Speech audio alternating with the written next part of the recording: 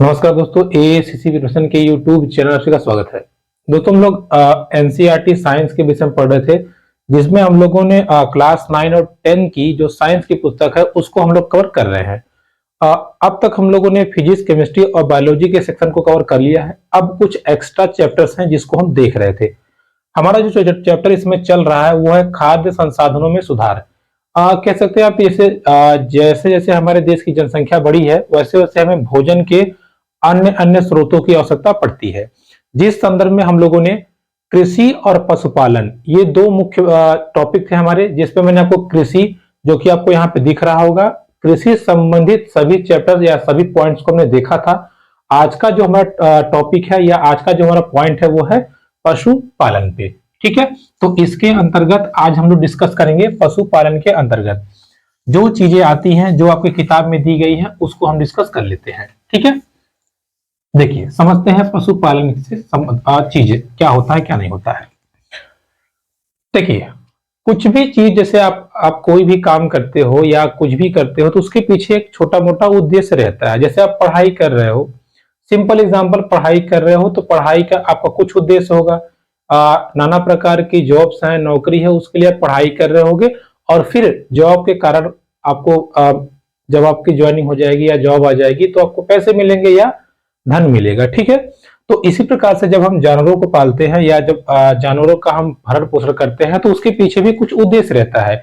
जैसे कुछ दूध देने वाले जानवर होते हैं, कुछ अंडे देने वाले होते हैं, तो उनको हम जब पालते हैं तो दूध और अंडों की मदद से हम पैसे भी कमा सकते हैं। ठीक है, या अपनी जीविका के साथ साथ हम थोड़ी बहुत आय भी अर्जित कर सकते हैं। ठीक, तो सिंपल लैंग्वेज में कहा जाए, पशुधन को ही क्या कहा जाता है? पशुपालन, ये परिभाषा है।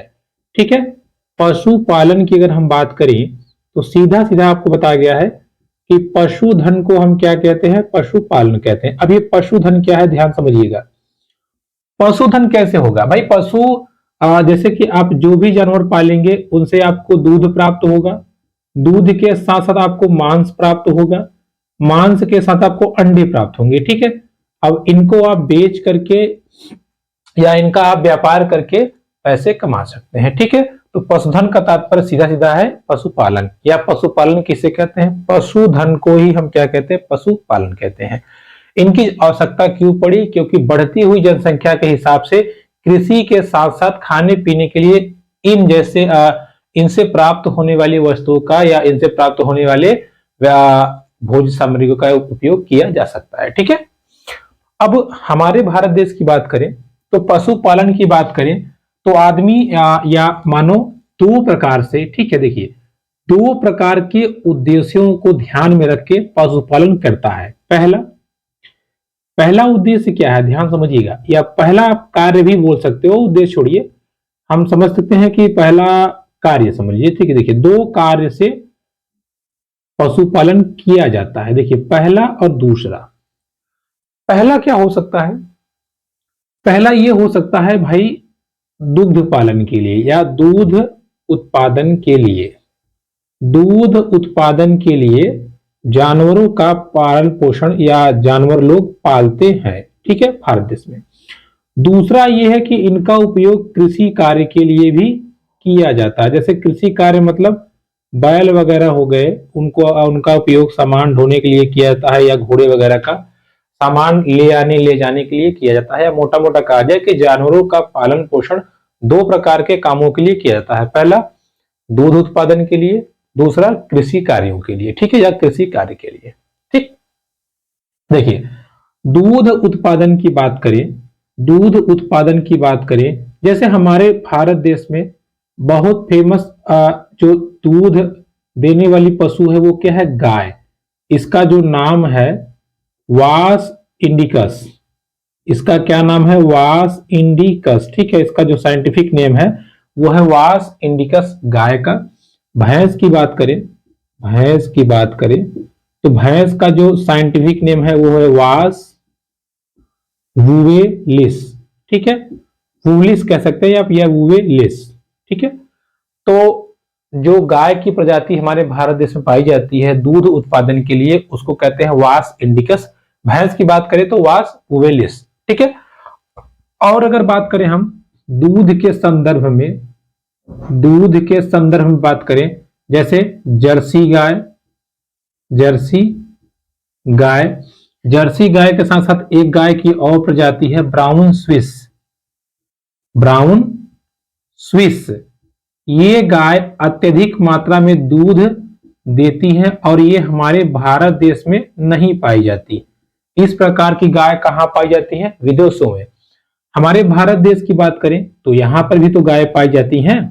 भारत देश की बात करें या देसी गायों के बारे में बात करें, ठीक है, देसी गायों के बारे में बात करें तो मुख्य रूप से एक रेड सिंधी, रेड सिंधी और दूसरी होती है साहिवाल गाय, साहिवाल गाय। देखिए, चूंकि विदेश की जो गाय होती हैं वो या उनमें दूध की मात्रा ज्यादा होती है, लेकिन हमारे भारत देश की जो गाय होती हैं इनमें या इनके दूध में प्रतिरोधक क्षमता ज्यादा होती है। अब ये प्रतिरोधक क्षमता क्या है समझते हैं। देखिए, जो विदेशों की गाय होती हैं जैसे कि जर्सी गाय और ब्राउन स्विस, इस प्रकार की गायों की या इन प्रकार की गाय बहुत ज्यादा मात्रा में दूध देती है, लेकिन उनकी दूध में प्रतिरोधक क्षमता कम होती है। वही हमारे भारत देश की बात करें तो यहाँ की गाय हाँ दूध थोड़ा कम देती है, लेकिन इनके दूध में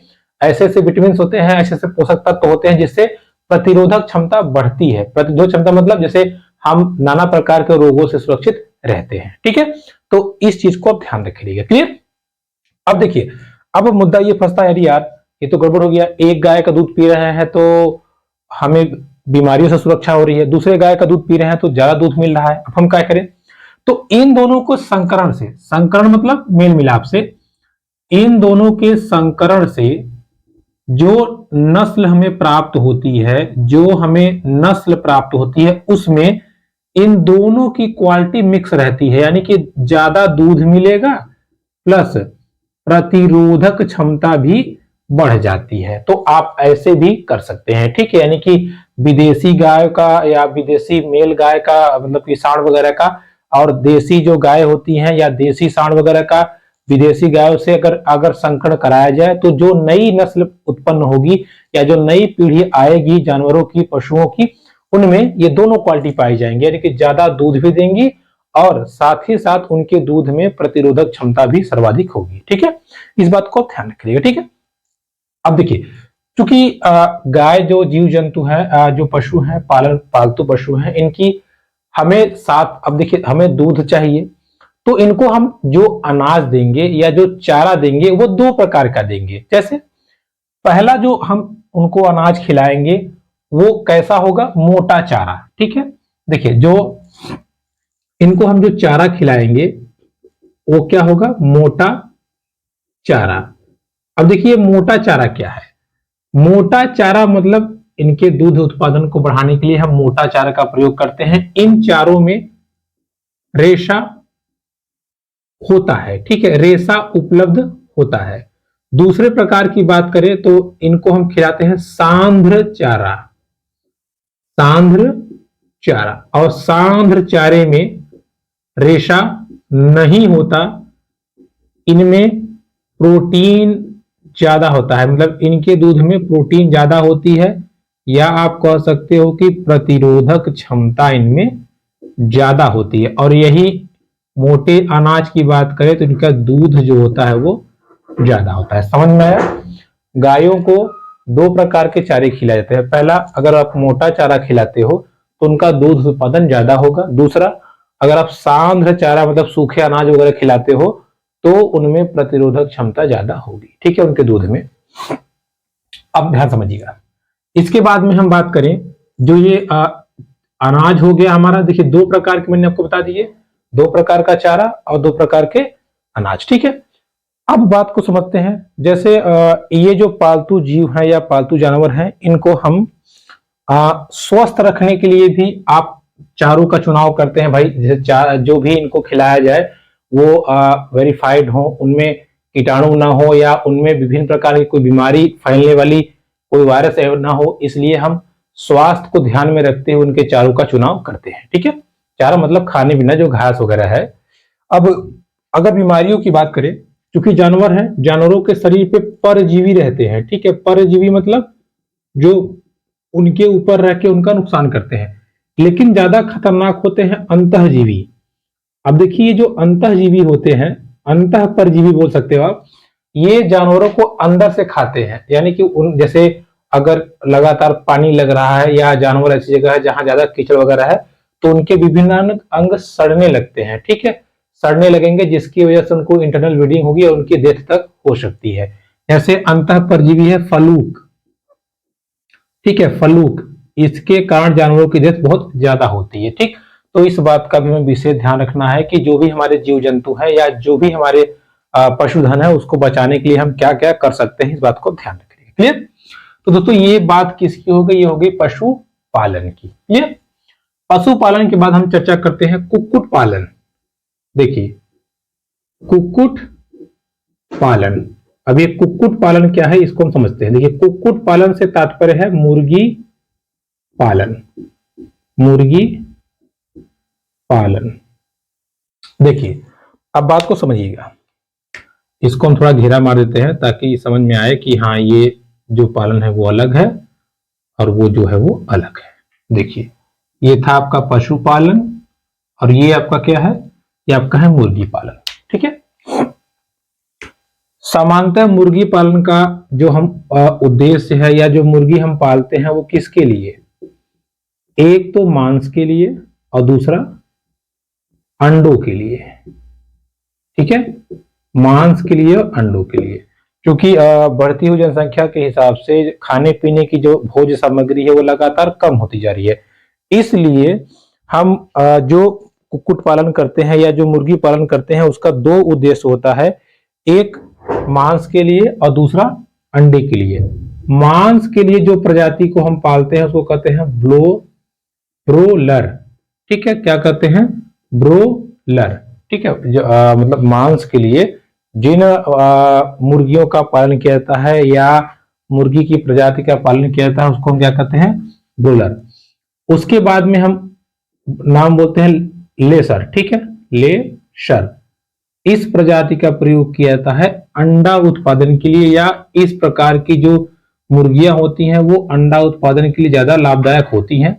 ब्रोलर की बात करें तो ये मांस उत्पादन के लिए ज्यादा फायदेमंद होती है, या आप कह सकते हो या ज्यादा उपजाऊ करे, ज्यादा उपयोगी होती है, ठीक है। इसके बाद बात करें, एक मुर्गी की प्रजाति है एसिल जो कि देसी है और दूसरा है लेनहार्न। देखिए, एसिल ये जो मुर्गी की प्रजाति है ये हमारे भारत देश में पाई जाने वाली देसी मुर्गियां हैं, प्लस अगर इन प्रजातियों को हम मिला दें लेनहार्न जो कि विदेशी मुर्गियां हैं, ठीक है, जो कि विदेशी मुर्गियां हैं। और जब ये दोनों मुर्गियां मिलती हैं तब हमें मांस भी उचित मात्रा में, या आप कह सकते हो कि मांस के साथ साथ अंडे भी उचित मात्रा में प्राप्त होते हैं, और साथ ही साथ इनके संकरण से जो नस्ल प्राप्त होगी मुर्गियों की या जो नस्ल आएगी उनमें प्रोटीन की सर्वाधिक मात्रा भी होगी, ठीक है, या प्रोटीन की उचित मात्रा होगी। क्लियर हुआ? तो कुक्कुट पालन या मुर्गी पालन हमने क्या देखा? मुर्गी पालन हमने देखा कि देखो, दो प्रजातियां होती हैं, एक लेयर जो अंडे देती हैं, दूसरा ब्लोरर जो मांस देती है ज्यादा या मांस के लिए उपयोगी है। फिर एसिल देसी प्रजाति और लेगहार्न जो कि विदेशी प्रजाति है, इनके संकरण से जो प्रजाति उत्पन्न होती है या जो प्रजाति मुर्गियों की बनती है वो सर्वाधिक उपयोगी होती है, ठीक है। बाकी मुर्गियों को भी जिस जगह पे आप रखें उस पर विशेष ध्यान रखें कि ज्यादा वहां पे कीड़े मकोड़े हो, उनको भोजन प्राप्त हो अच्छे से, लेकिन इतनी गंदगी ना हो जिसकी वजह से उनमें ही बीमारियां फैलने लगे, ठीक है। इस बात को भी आप ध्यान रखिएगा। तो ये पहला क्या हो गया? पशुपालन। दूसरा हो गया आपका कुक्कुट पालन या मुर्गी पालन, ठीक है। अब हम अगले टॉपिक पर चर्चा करते हैं। पशुपालन और कुक्कुट पालन के पश्चात हम अध्ययन करते हैं मत्स्य पालन यानी कि मछली पालन के विषय में। देखिए, मुख्य रूप से मछली पालन दो जगहों पे किया जाता है, एक समुद्र पे और दूसरा मतलब समुद्र में, और दूसरा जो स्थानीय जलाशय है, नदी है, तालाब है, वहां पर भी मछली पालन किया जाता है। जैसे पहले कड़ी की बात करें, जो समुद्री क्षेत्र है लगभग 7500 किलोमीटर के आसपास मछली का जो पकड़ना हो गया या वहां से मछली का दोहन जो हो गया वो हमारा भारत देश कर सकता है, और साथ ही उसके सापेक्ष गहराई में। ठीक है, अब अगर बात करें कुछ मछलियों की, जो समुद्री मछलियों की प्रजाति है जो हमारे पुस्तक में दिया गया है, वो है पामक्रेट, मैकर्ल, टूना, सार्डाइन, बाम्बडेक। ये कुछ ऐसी मछलियां हैं जो बहुतायत जिनका पालन किया जाता है, जिनका संवर्धन किया जाता है।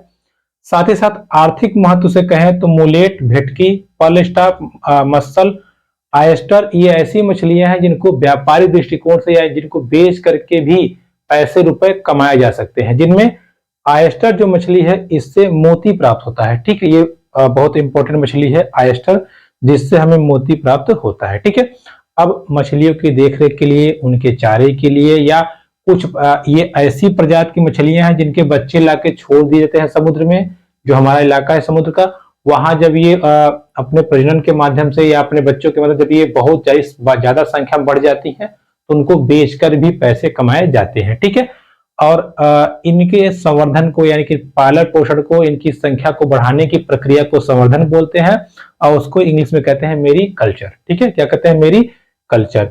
अब अगर हम अंतःस्थलीय मछलियों की बात करें, जिनका पालन पोषण हम तालाब में, नदी में, पोखर में करते हैं, तो दो तीन समस्याएं आती हैं। जैसे अब मान लीजिए अगर एक पोखरे में 5-6 प्रकार की मछली आप डाल दिए, तो उसमें से कुछ मछली कहती है हट हम ऊपर का खाएंगे, तो ऊपर की खाने वाली मछली को कटला।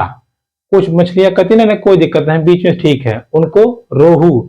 कुछ मछलियां होती है जो एकदम नीचे जाके खाना खा लेती हैं, उनको कहते हैं मृगन और कॉमन।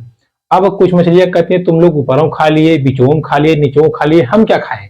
तो बेचारी अपना चुपचाप से वो खरपतवार खा लेती है, उसको कहते हैं ग्रास कार्प मछली। ठीक है, तो ये हो गई मछलियों की कुछ प्रजातियां जो विभिन्न जगहों पर रहती हैं, और इस प्रकार हम जो मछली पालन करते हैं उनमें द्वंद्व भी नहीं होता। द्वंद्व मतलब आप सोचिए अगर सभी मछलियां सतह पे खाना खाती तो मारपीट हो जाती है ना। इसलिए आप देखेंगे जहां मछलियां पाली तो बहुत शांत रहता है। ठीक है, तो जो मछलियां सतह पे मतलब किनारे पे आके खाना खाती हैं उनको कटला बोलते हैं, जो बीच में खाना खाती है उनको रोहू बोलते हैं, जो तली मतलब एकदम नीचे जाके खाना खाती है उनको हम मृगन और कॉमन कहते हैं, और लास्ट में आपका ग्रास कार्प है जो कि खरपतवार वगैरह खाते हैं। ठीक है, इस बात को आप ध्यान रखिएगा। तो ये हो गई मछलियों के विषय में, समुद्री मछलियां और आपका हमारा अंतःस्थलीय मछलियां। ठीक है, अब इसके बाद में अंतिम हमारा बचता है पॉइंट मधुमक्खी पालन। देखिए मधुमक्खी पालन का उद्देश्य क्या होता है? पहली चीज ये है मधु। मधु अपने आप में सर्वोत्तम दवा है। जान लीजिए बहुत प्रकार के, नाना प्रकार के रोगों की दवा क्या है? मधु, और औषधियों में इसका इस्तेमाल किया जाता है। मधु के साथ साथ मधुमक्खियों का जो छत्ता होता है उससे जो मोम प्राप्त होता है उससे भी नाना प्रकार की दवाइयां बनाई जाती हैं। 2 लाभ तो सीधा सीधा हो गए आपको। मधुमक्खी की बात करें तो भारत में जो मधुमक्खी पाई जाती है उसका नाम है एपिस सेरेना इंडिका। देखिए नाम में भी लिखा है, कभी कभी आपको इंडिका नहीं देगा, केवल एपिस सेरेना देगा तो आप कंफ्यूज होंगे। ठीक है, एपिस सेरेना इंडिका ये हमारे भारत देश की मधुमक्खी की प्रजाति है जो बहुतायत पाई जाती है। दूसरी प्रजाति की बात करें तो यह है लिटिल मक्खी एपिस फ्लोरी। अब एक और मक्खी की प्रजाति का जिक्र किया गया है इटली मक्खी। इटली मक्खी, ये इटली मक्खी छत्ते में आते ही बहुत तेजी से वर्क करती है। ठीक है, बहुत तेजी से, और ये मधु उत्पादन को बढ़ाती है। ठीक है, तो आपसे पूछता है छत्ते में या मधु उत्पादन के लिए सबसे उपयोगी मधुमक्खी कौन सी है? तो उसका नाम क्या है? इटली मधुमक्खी। ठीक है, ये मधु उत्पादन की वृद्धि हेतु ये सहायक होती है। ठीक है, तो दोस्तों इस चैप्टर में या आज की वीडियो हम लोगों ने खाद्य संसाधनों में सुधार नामक चैप्टर को कंप्लीट कर लिया है, और हमारा एनसीईआरटी क्लास 9 की जो पुस्तक साइंस की है उसको हमने पूरी तरह से कवर कर लिया है। अब अगली क्लास में हम लोग जो 10 के जो अतिरिक्त चैप्टर बचे हैं उसको कवर करेंगे। तो मिलते हैं आपसे अगली वीडियो में, तब तक के लिए नमस्कार।